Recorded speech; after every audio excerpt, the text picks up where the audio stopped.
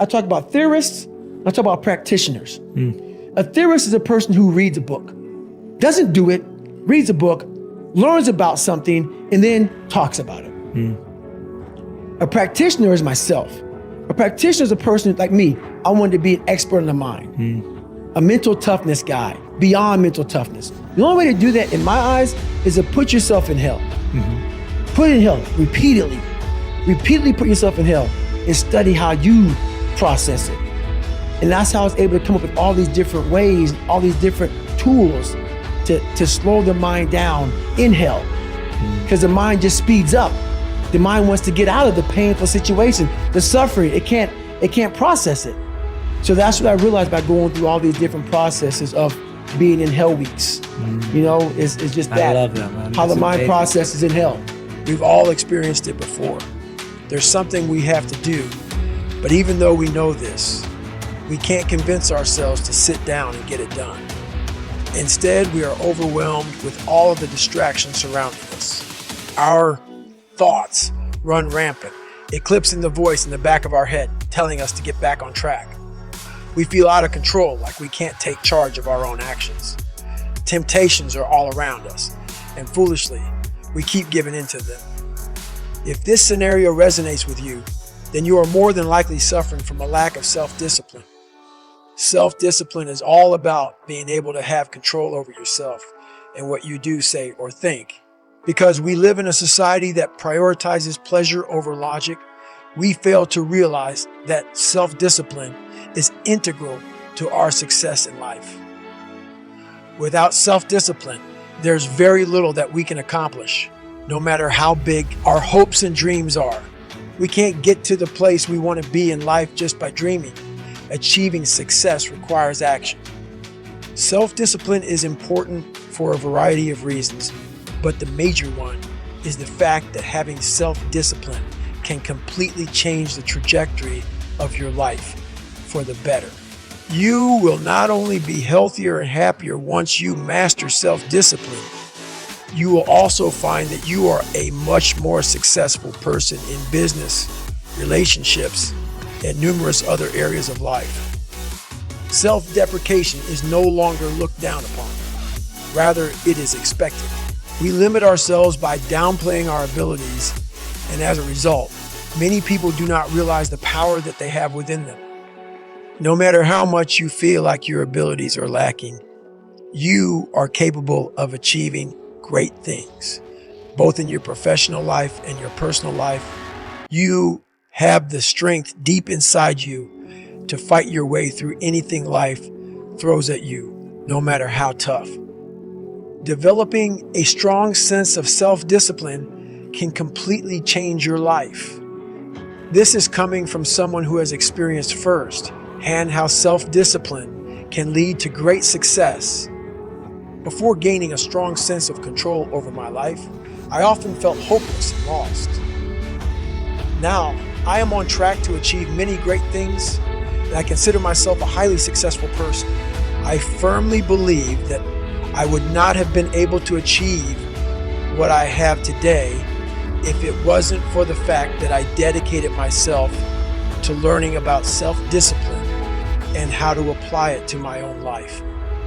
The only way I can learn, pretty much, even still to this day, is through repetitions. I had to put so many different reps in. It's absolutely unreal. And that's when my real work ethic began. People think it's because of my running and everything else and my weightlifting. It started with literally just trying to learn how to read and write. And I had to literally go to the store and I bought these spiral notebooks. And we only had, like I said, an hour a week. So it would take a lot more than that to learn all of school in 6 months. I had 6 months to learn all this to pass this ASVAB test. I failed it a few times before. So I had to get these spiral notebooks and I literally had to write down everything repeatedly in these spiral notebooks to put it to memorization. And how I would pass these tests is I really didn't know what they were talking about during the test. I just memorized all these different formulas and equations and just, different kind of spelling words and different kind of paragraph comprehensions and all these different I memorized all this stuff. And basically when it came time for the test, I remembered that I saw it on page 71 or 72 or 130 because I had written it down so many times and I could just recall it from that. So I literally developed a photographic memory through the kind of work I put in behind, my studies. We all have habits that we partake in on a daily basis. If you are struggling to develop a sense of self-discipline, then some of your habits are likely unhealthy and not contributing to your overall well-being. No matter how routine these habits have become, they are ultimately breakable habits, ones that you can get rid of with the right time and effort. Now that you are on the path to having strong self-discipline, it is time to focus on developing unbreakable habits that you will utilize in your everyday life. Unbreakable habits are a key part of self-discipline. All people have specific rituals that they may not even realize are habits. This could be waking up at a certain time every day, following a morning routine, checking your emails first thing in the morning, anything that you unconsciously do, as though these actions exist on a cycle. Though habits relating to your success and hygiene are obviously important to maintain, throughout your life, you have also developed habits that you don't realize are harming you. Perhaps when you feel sad, you unconsciously turn to food. Or maybe when you feel frustrated, you instinctively lash out at people. These actions have become so ingrained in your life that you might not realize how unhealthy they are. Even if you do recognize this, you may feel stuck, unsure of how to change the way that you respond to things. Creating unbreakable habits begins by understanding what habits contribute to developing self-discipline. Do you feel like you spend too much time per day in front of a screen? Recognize this and develop rules for yourself that you will not break. In this case, you could start by slowly cutting down screen time every day until you reach an ideal limit. Unbreakable habits are those, no matter what habits, the habits that you do every day, week, month, etc. You do these habits because they are good for you, for your health, and for your development as a person.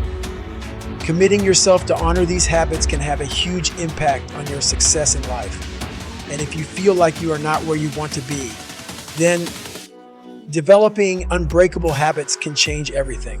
If you find that your diet often consists of junk food and processed food, then it is time to incorporate some more healthy, all natural ingredients into your routine. Eating healthy gives you all the tools that you need to be a successful person.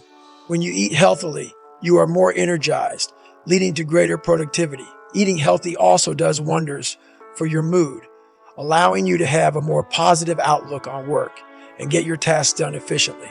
Having an optimistic outlook on life is key to being a successful leader and to maintaining self-discipline. If you find that you have the habit of overindulging in unhealthy snacks and meals, then you should work to break this habit and develop a healthy diet as one of your unbreakable habits. Starting your day off on a positive note is a crucial habit to build in order to maximize success. When you look at successful people, you will find that virtually all of them wake up early. Waking up early gives you the time you need to plan your day strategically and to get organized for the task that you will be completing. Once you start waking up early, you'll notice that you have more control over your life and your own well-being. If you're used to sleeping in and having lazy mornings, it's time to scrap this habit. Dedicate yourself to waking up early. In time, it will become second nature to you. Making exercise a part of your everyday routine is a great, unbreakable habit for both your mental and physical health. Though you may assume that this is all exercise is good for, this is not the case. Exercise can actually make you a more successful person. Exercise does not only make us feel more positive, but also increases the likelihood that we will take more positive actions in our life. Look to the successful people around you and the ones that you see in the media. When you do, you'll realize that the vast majority of the exercise on a daily basis and stick to this routine, no matter what. In addition to all of this, exercising daily increases your productivity, leading to you getting more work done and improving how successful you are in business. Exercising also enhances your creativity, meaning that you can dominate at work and stay on top of anything your boss throws your way. Exercising helps to get you closer to your career goals. and is a vital, unbreakable habit to have.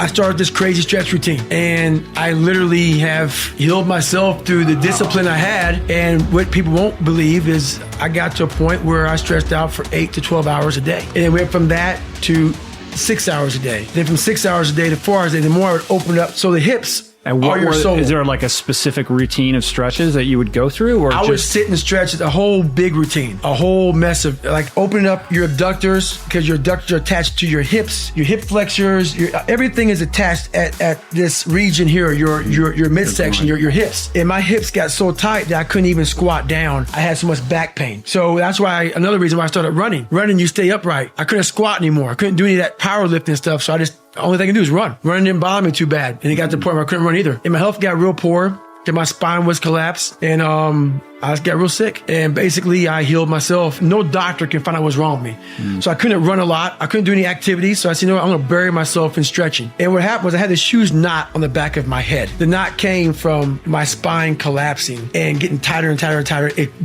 developed fluid or whatever. Long story short, as I started stretching out, that bump started going away. And the smaller the bump got, the healthier I got. And I was like, what in the world is going on? So I shave every day. So I would feel this bump. And the bump, and you can see it right now. Yeah. No, I can see it.